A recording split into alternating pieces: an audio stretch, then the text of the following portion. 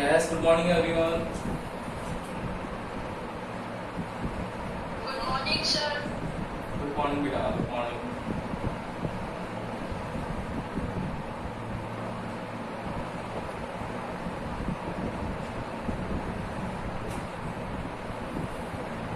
हमारा chapter number 4 चल रहा था मूविंग चार्ज एंड मैग्नेटिज्म। इस मूविंग चार्ज एंड मैग्नेटिज्म में हम लोगों ने बेटा चार्ज के बारे में एनालिसिस किया था कि चार्ज अगर स्टैटिक होता है तो इलेक्ट्रिक फील्ड जनरेट करता है और अगर मूविंग होता है तो वो मैग्नेटिक फील्ड जनरेट करता है। ये स्टेटमेंट को प्रूव करने के लिए हम लोगों ने एक साइंटिस्ट था जिसने सबसे पहले इस बारे में डिस्कवर किया था, वो था ऑरस्टेड। तो ऑरस्टेड एक्सपेरिमेंट को भी हम लोगों ने प्रूव किया। ऑरस्टेड एक्सपेरिमेंट में हम लोगों ने देखा कि वो सर्कुलर फॉर्म्स में रहता है, जिसकी वजह से स्नो रूल लगाते ही आपके पास मैग्नेटिक नीडल में डिफ्लेक्शन शो हो जाता है। देन उसके बाद हम लोगों ने डिफरेंट रूल्स पढ़े थे। उसमें फ्लेमिंग्स लेफ्ट हैंड रूल था, फिर फ्लेमिंग्स राइट हैंड के 3 थे। Fleming's right hand rule, second था Fleming's right hand thumb rule और थर्ड था Fleming's right hand palm rule. Then उसके बाद हम लोगों ने वेक्टर रूल पढ़ा, मैग्नेटिक फील्ड की डायरेक्शन कैसे निकालते हैं, क्रॉस क्या होता है, डॉट क्या होता है, वेक्टर से कैसे निकाल सकते हैं, an anti clockwise, S clockwise, ये सब चीजें हम लोग पढ़ते गए हैं। देन उसके बाद हम लोगों ने बायो-सावर्ट लॉ के बारे में पढ़ा। बायो-सावर्ट लॉ जो होता है वो क्या था, वो था आप लोगों के पास में के I D L sine theta upon R square. इस के I D L sine theta upon R square के अंदर हम लोगों ने इसको जब आगे किया तो हम लोगों ने देखा कि जो थीटा है ये थीटा डीएल और आर पर डिपेंड कर रहा है कि जो लेंथ एलिमेंट है डीएल उसका जो जिस पॉइंट पर आप लोगों को फाइंड करना है पॉइंट पी, उसकी जो डिस्टेंस है आर, तो डीएल और आर के बीच में जो एंगल होगा तो जो डीएल और आर की डायरेक्शन होगी उस डीएल और आर की डायरेक्शन के परपेंडिकुलर डायरेक्शन मैग्नेटिक फील्ड की होगी। ये हम लोग देख चुके थे और उसके बेसिस पर हम लोगों ने 2 एप्लीकेशंस की थी। फर्स्ट एप्लीकेशन की थी हम लोगों ने magnetic field due to current carrying circular loop on its centre, वो आया था आप लोगों के पास mu naught I upon 2r।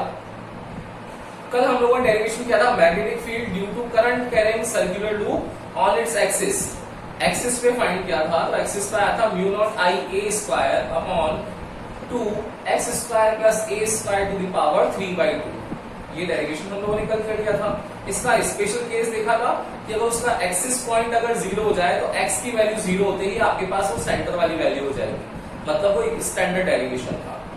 यहां तक आप लोगों को कोई दिक्कत है अगर तो पूछ लो बेटा, यस और नो, जल्दी से बता दो। है क्या कोई दिक्कत यहां तक, कोई प्रॉब्लम? नो? चलो तो अब हम लोग इसके आगे चलते हैं। आज हम लोग मैग्नेटिक फील्ड पढ़ लिया हम लोगों ने, अब हम लोग मैग्नेटिक फोर्स के बारे में पढ़ेंगे कि भाई मैग्नेटिक फोर्स क्या होता है।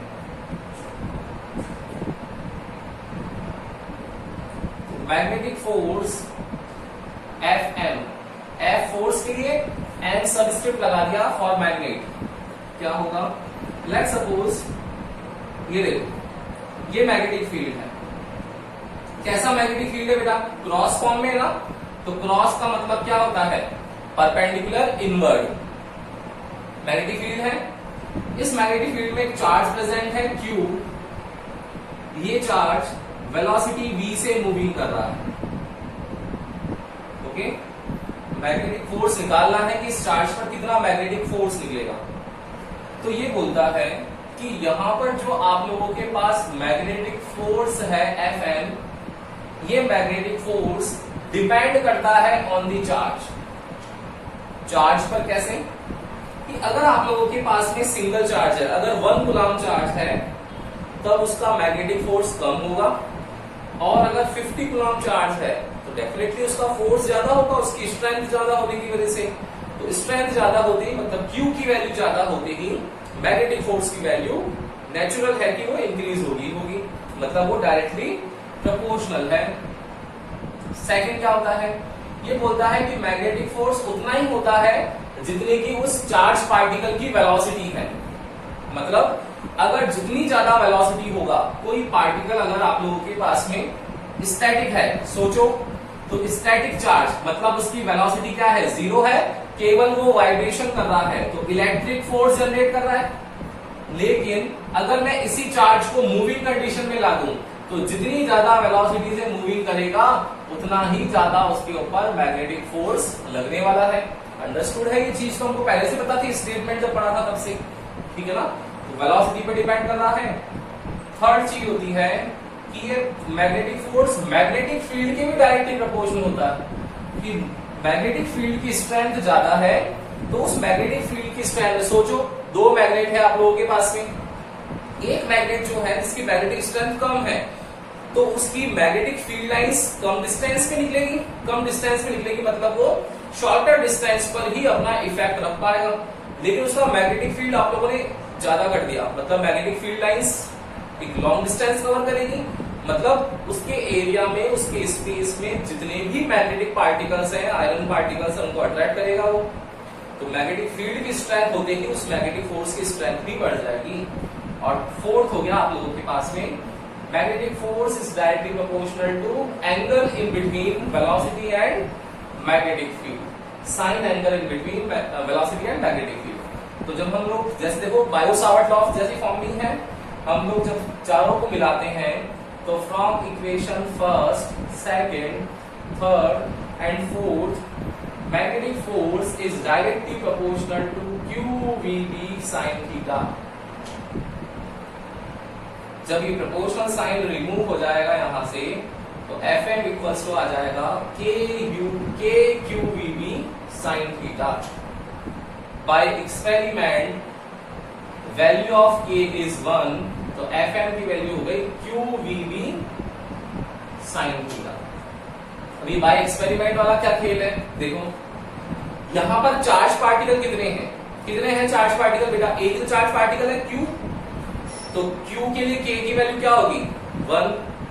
अगर किसी ने बोल दिया कि सर ये चार्ज पार्टिकल Q1 है, यहां पर भी चार्ज पार्टिकल Q2 है, वेलोसिटी v से मूव कर रहा है, यहां भी चार्ज पार्टिकल Q3 है, तो डिफरेंट पार्टिकल्स हो गए, तो उन डिफरेंट पार्टिकल्स पर फोर्स भी क्या लगेगा, डिफरेंट लगेगा। उतने ही टाइम मल्टीपल होता जाएगा, नहीं होगा, बिल्कुल होगा। देखो तो Q1, Q2, Q3 कितने हो जाएंगे, 3 हो जाएंगे। उस टाइम पर K की वैल्यू यहां पर क्या लिख देंगे, 3 लिख देंगे। अभी क्या है, केवल एक सिंगल पार्टिकल है, इसलिए मैंने यहां पर Q की वैल्यू क्या लिख दी, ओनली 1 लिख दी।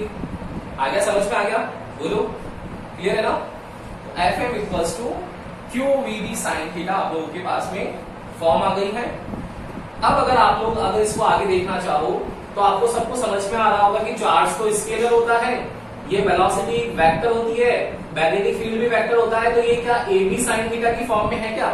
और जब भी अगर AB sin थीटा की फॉर्म में कुछ होता है तो हम लोग उसको वेक्टर फॉर्म में लिख देते हैं, वेक्टर फॉर्म लगा लेते हैं A क्रॉस B। क्या वो आ जाएगा वेक्टर फॉर्म में, तो देखना क्या आएगा, magnetic force in vector form is Q V cross B। ये आप लोगों का मैग्नेटिक फोर्स आ गया इन वेक्टर फॉर्म, ये है आप लोगों का इन एंगल फॉर्म, मतलब मैग्नीट्यूड फॉर्म। ओके, क्लियर है क्या, मैग्नेटिक फोर्स समझ में आया बेटा, यस और नो, आ गया। तो इसका एक बार Yes, sir. स्क्रीनशॉट ले लो।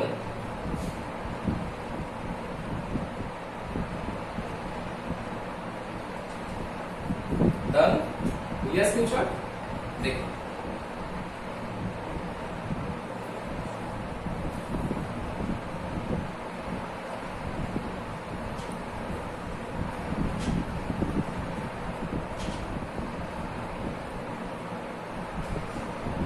अब देखना, एक इसका सेकंड फॉर्म भी है बेटा, another form of magnetic force. क्या है वो, मैग्नेटिक फोर्स जो है, अभी हम लोगों ने देखा कि FM जो होता है वो क्या है, वो है QVB sin थीटा। अब अगर ये तो कब है, जब चार्ज है। अब ये सेकंड फॉर्म में बोलता है कि इस बार जो चार्ज है ना, वो चार्ज एक रॉड है, उस रॉड की लेंथ गिवन है आप लोगों को L, और उस रॉड के ऊपर चार्ज जो है वो चार्ज फ्लो कर रहा है। तो आप लोगों को सबको समझ में आता है कि चार्ज के फ्लो की वजह से वहां पर क्या जनरेट होने वाला है, उस रॉड में इलेक्ट्रिक करंट जनरेट होने वाला है, और चार्ज मूविंग कर रहा है, तो चार्ज एक एंड से जब दूसरे एंड तक मूविंग करेगा तो कोई ना कोई टाइम इंटरवल t भी लेगा, और डिस्टेंस l कवर कर रहा है। ठीक है, तो हम लोगों को क्या क्या पता है, क्या लिखेंगे इसमें, we know that when charge flow inside the rod then electric current generate होगा, तो then electric current will be I equals to Q over T होने वाला है, और I equals to Q over T होने वाला था, Q की वैल्यू क्या आ जाएगी, I into T।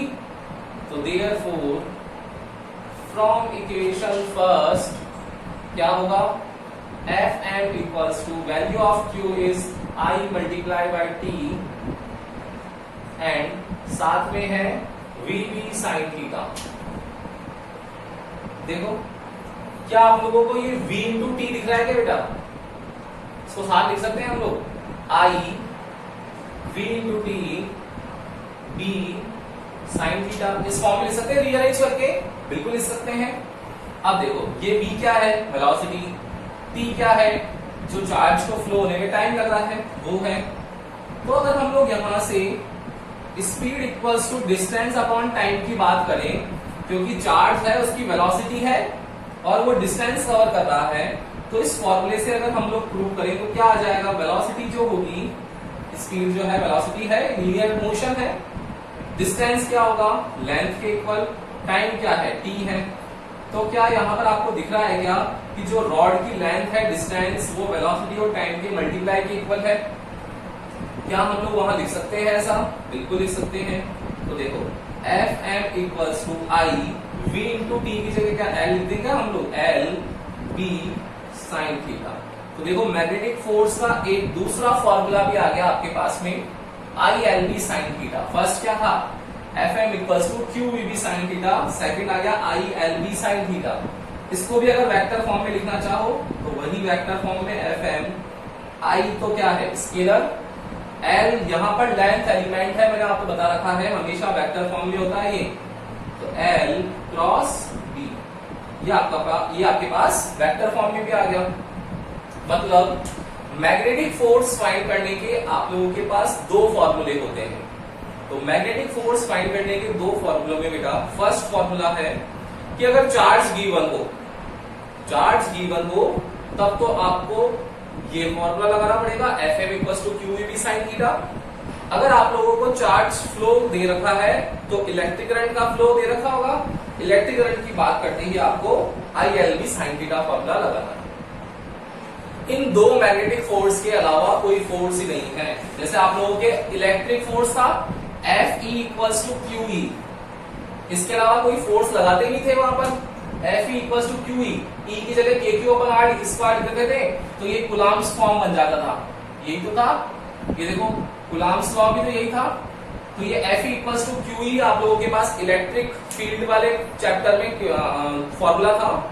अब जब मैग्नेटिक फील्ड वाला चैप्टर आ गया तो उसमें यहाँ सिंगल फॉर्मूला है, यहाँ डबल फॉर्मूला है कि F M equal to Q V B sine theta, charge के लिए, चार्ज मूविंग हो रहा है तो इलेक्ट्रिक करंट जनरेट करेगा ही करेगा, नेचुरल है, उस time I L B sine theta. क्या ये सब समझ में आ गया क्या आपको, क्लियर है क्या, बोलो। कोई दिक्कत नहीं आ रहा यहाँ तक। तो ये आप लोगों के पास मैग्नेटिक फोर्स की बात हो गई। अब देखो नेक्स्ट कहानी देखना इसके आगे की।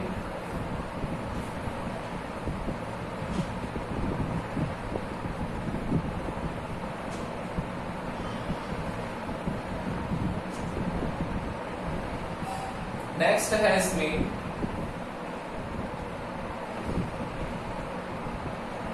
Radius, velocity and time period of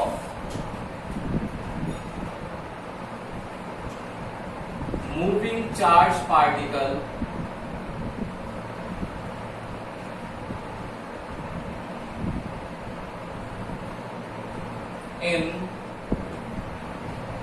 uniform magnetic field.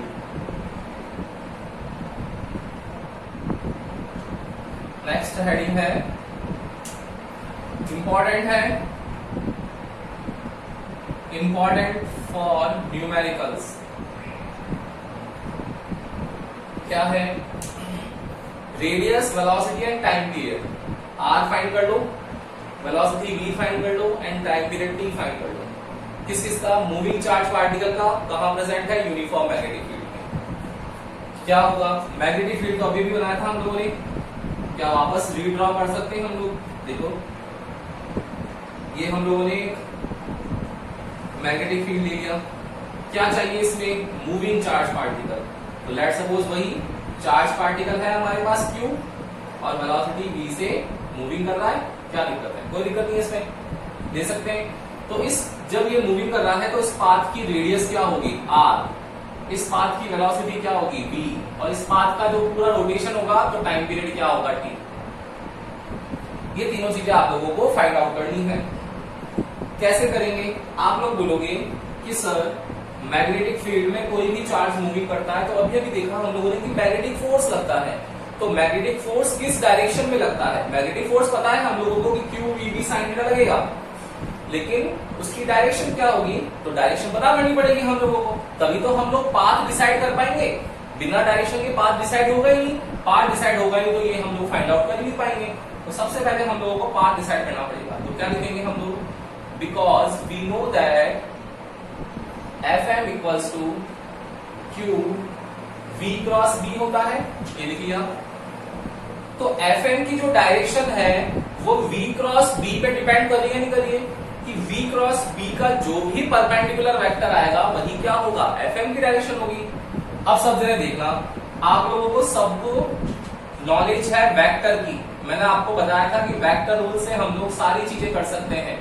कल भी मैंने आप लोगों को एक्सिस वाला जो था उसमें dl क्रॉस r की जो डायरेक्शन थी मैग्नेटिक फील्ड की, वो किससे बताई थी? मैग्नेटिक फील्ड की वेक्टर रूल से बताई थी।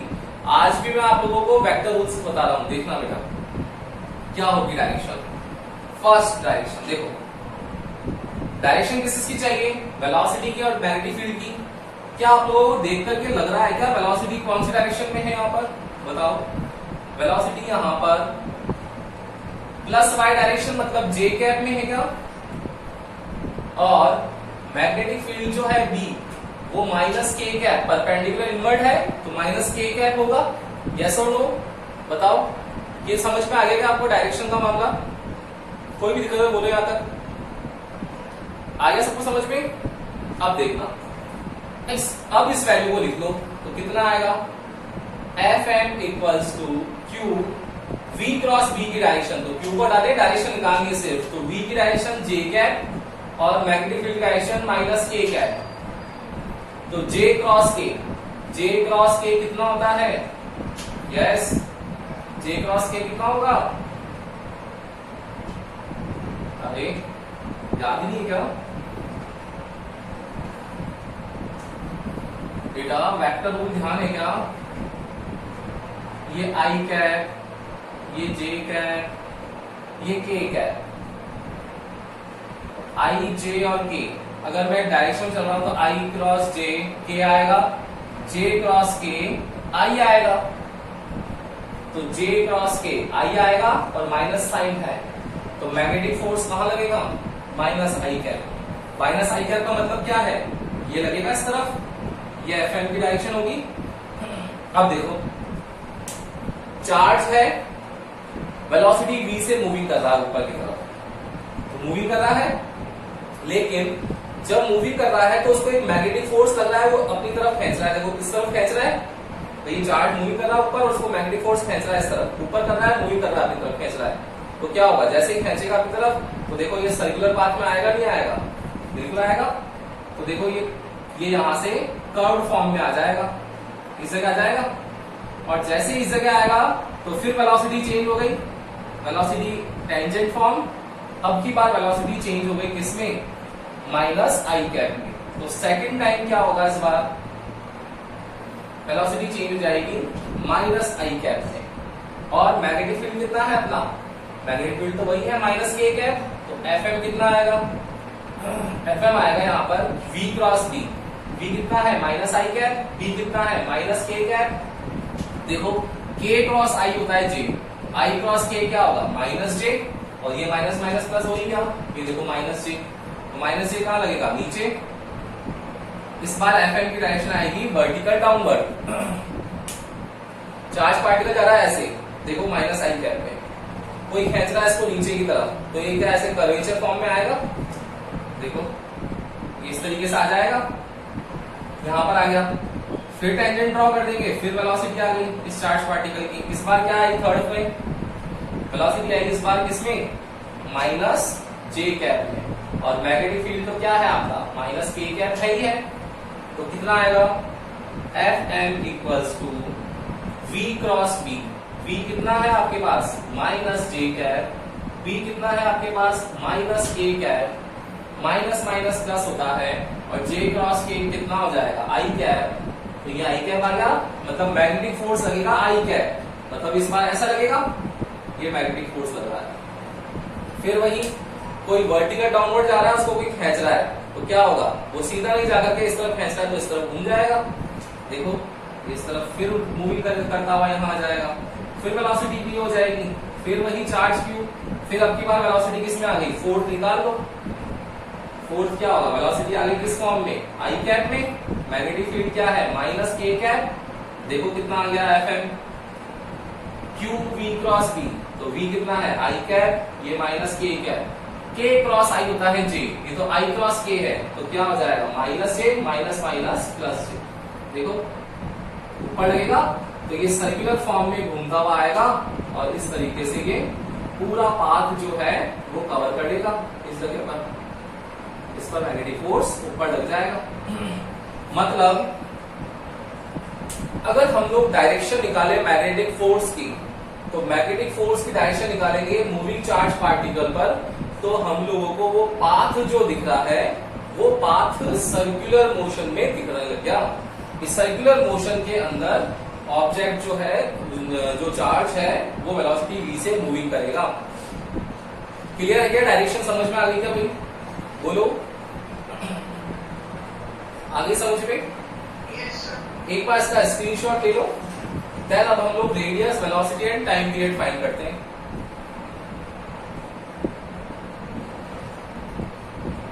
ये लिया स्क्रीनशॉट। अब देखना, ये तो डायरेक्शन निकालने के लिए वर्क किया हम लोगों ने, हमारा बाकी है radius velocity and time period, तो उस पर मूव करते हैं, क्या होगा।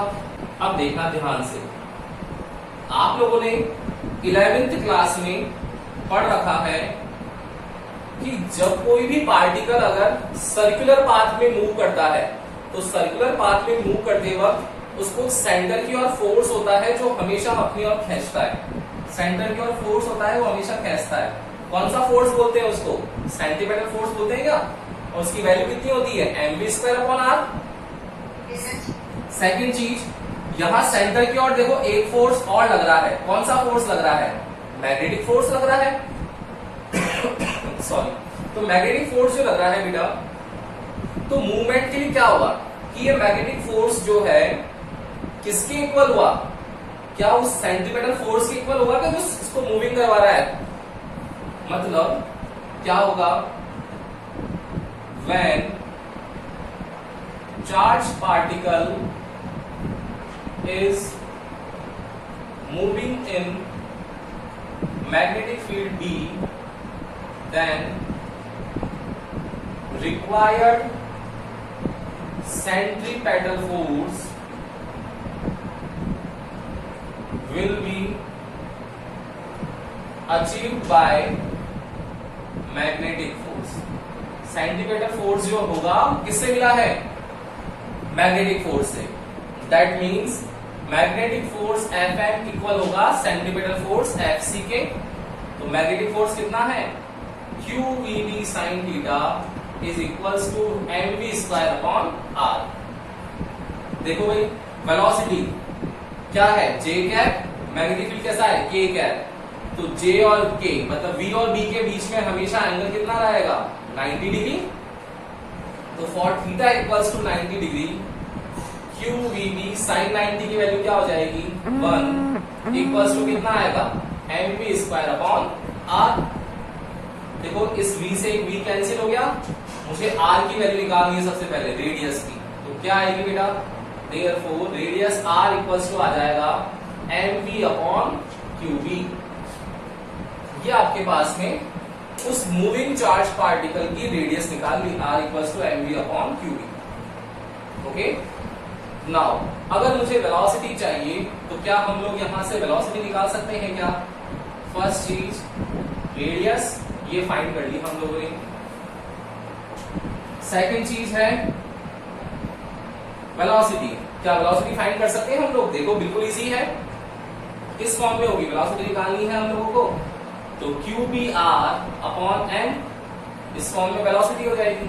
ओके, और याद रखना जब भी अगर आप लोगों से कभी भी कहीं पर भी कोई भी क्वेश्चन हो वेलोसिटी की बात करता है, कोई भी मोशन में है कोई पार्टिकल वेलोसिटी से मूविंग कर रहा होगा, तो याद रखो कि चार्ज पार्टिकल कभी भी बिना एनर्जी के मूविंग नहीं करता है। आप लोग बिना एनर्जी के चल फिर पाओगे क्या? नहीं पाओगे ना। मतलब कोई भी ऑब्जेक्ट जो है किसी वेलोसिटी से मूविंग कर रहा है तो मूविंग वेलोसिटी के मूविंग चार्ज पार्टिकल के साथ ऑलवेज काइनेटिक एनर्जी एसोसिएट रहती है। ये चीज आप लोगों को सबको समझ में आती है। तो अगर यहाँ चार्ज पार्टिकल वेलोसिटी v से मूविंग कर रहा है तो ये अंडरस्टूड है हमारे पास कि इस चार्ज पार्टिकल के पास एनर्जी होगी और मोशन के कारण काइनेटिक एनर्जी होती है, मतलब काइनेटिक एनर्जी जो है इस पार्टिकल के साथ एसोसिएट है। क्या होगा अगर मैं यहाँ वेलोसिटी से काइनेटिक एनर्जी फाइंड करना चाहूँ बेटा, तो अगर देखो काइनेटिक एनर्जी कितनी होती है सबको पता है आपको, हाफ mv स्क्वायर की फॉर्म में होती है। अगर हम लोग इसकी वैल्यू को लिख लें तो हाफ m और v की वैल्यू ये निकाली हम लोगों ने, इसका स्क्वायर करना है तो q square b square r square upon m square. देखो इस m से ये m कैंसिल हो जाएगा तो काइनेटिक एनर्जी का फॉर्मूला आ गया q square b square r square upon 2m। ये आपके पास काइनेटिक एनर्जी का फॉर्मूला भी आ जाएगा। यस और नो, समझ में आया क्या भाई? बोलो। Yes, sir. आ गया ना? तो देखो तीन चीजें, रेडियस, वेलोसिटी और वेलोसिटी के साथ काइनेटिक एनर्जी। अब क्या बच गया? Time period. तो टाइम पीरियड निकालना है, एक बार ले लो उसका स्क्रीनशॉट, फिर टाइम पीरियड पे चलते हैं बेटा।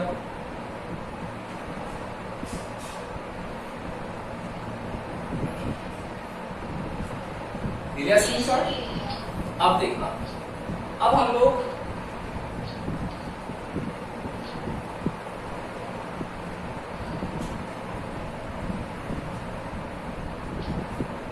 हमारे पास थर्ड है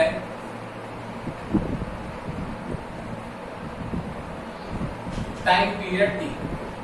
आप लोगों ने 11th क्लास में टाइम पीरियड के बारे में सबने पढ़ रखा है, time period of simple pendulum, time period of earth particle, time period of spring, ये सब चीजें आप लोग पढ़ते गए हो 11th से। तो टाइम पीरियड का मतलब आपको सबको समझ में आता है कि अगर क्लॉक है और अगर 12 बजे से स्टार्ट हुई तो पूरा 1 रोटेशन कंप्लीट कर लेगी तो टोटल टाइम जो होगा वो 1 हो जाएगा। सेम यहां पर भी वही है कि चार्ज पार्टिकल मूविंग कर रहा है और मूविंग करके सर्कुलर पाथ में मूविंग कर रहा है, तो एक रोटेशन होते ही कंप्लीट 1 रिवॉल्यूशन जो होगा वो टाइम पीरियड के इक्वल होगा। और मूविंग किस वजह से कर रहा है? वेलोसिटी की वजह से मूविंग कर रहा है। तो जब भी कोई चार्ज पार्टिकल मूविंग करता है तो हम लोग क्या लगाते हैं बेटा, इसकी अगर टाइम निकालना हो तो speed equals to distance upon time. हर बार अपने पास एक ही फॉर्मूला बचता है, तो क्या आ जाएगा? Time equals to distance upon speed. Distance कितनी है? डिस्टेंस पूरा सर्कमफेरेंस, तो 1 सर्कल का सर्कमफेरेंस हो जाएगा 2 पाई आर। n टाइम्स निकालना है तो मल्टीप्लाइड बाय n, तो 2 पाई आर और वेलोसिटी कितनी है? v। ओके, तो कितना आ जाएगा? देयरफॉर t इक्वल्स टू ये जो टोटल टाइम है यही तो है टाइम पीरियड t, तो t आ गया आपके पास 2 पाई r अपॉन v। जब हम लोग वैल्यू रख देंगे यहाँ पर r की तो कितना आएगा? r की वैल्यू थी बेटा mv अपॉन qb, तो इस v से ये कैंसिल हो जाएगा तो टोटल टाइम आपके पास बच जाएगा 2 पाई m अपॉन qb। तो जो रोटेशन कर रहा है उस टाइम, रोटेशन के टाइम टोटल टाइम जो है वो 2 पाई m अपॉन क्यूबी की फॉर्म में आएगा। यस और नो? आया समझ में? आ गया सबको? ठीक है ना? तो रेडियस, Yes, sir. रेडियस होगी r equals to M V upon Q B. Velocity, velocity होगी क्यूबी आर अपॉन एम। इसी से related kinetic energy q square B square R square upon 2m। And next last time period, time period कितना होगा? 2 पाई m upon QB. आया समझ में? आया सबको? क्लियर है? यहां तक की कहानी बोलो। आ गया समझ में? देखो, तो आज हम लोगों ने मैग्नेटिक फोर्स के बारे में पढ़ा कि चार्ज पार्टिकल मूविंग कर रहा होता है तो क्यू भी साइन थीटा लगता है। अगर वही चार्ज पार्टिकल करंट का फ्लो करने लग गया तो IL भी साइन थीटा होता है। देन उसके बाद मैग्नेटिक फोर्स की डायरेक्शन कैसे निकालते हैं? वेक्टर रूल से। सर्कुलर पाथ बन जाता है तो उसकी radius, velocity, kinetic energy and time period कैसे फाइंड आउट करते हैं, ये सब हम लोगों ने आज देखा है बेटा। तो कल अब हम लोग इसके आगे करेंगे। पढ़ना आज का, जहां भी दिक्कत आए, डाउट आए, आप लोग पूछा करो। आई होप आप लोग पढ़ रहे होंगे सब जने, है ना? क्योंकि बोर्ड है बेटा, सिलेबस काफी कुछ हो गया है आप लोगों का। अब आप लोगों के पास पढ़ने का काम बचा है, तो ढंग से पढ़ो, 1 बाय 1 एक एक चैप्टर उठाओ, डिटेल में जाओ, उसके बारे में उसको समराइज करो। कहीं पर एक मैंने बता रखा आप लोगों को पहले भी, 11th क्लास में जैसे पैटर्न बताया था, उसको एक जगह समराइज करो ताकि आप लोगों के लिए बहुत अच्छा हो जाएगा। और फिर एक बार उसको बंद करके एक बार कहीं ना कहीं लिखो ताकि उससे आपको मेमोराइज रहे। ओके, तो ढंग से पढ़ना। Good day.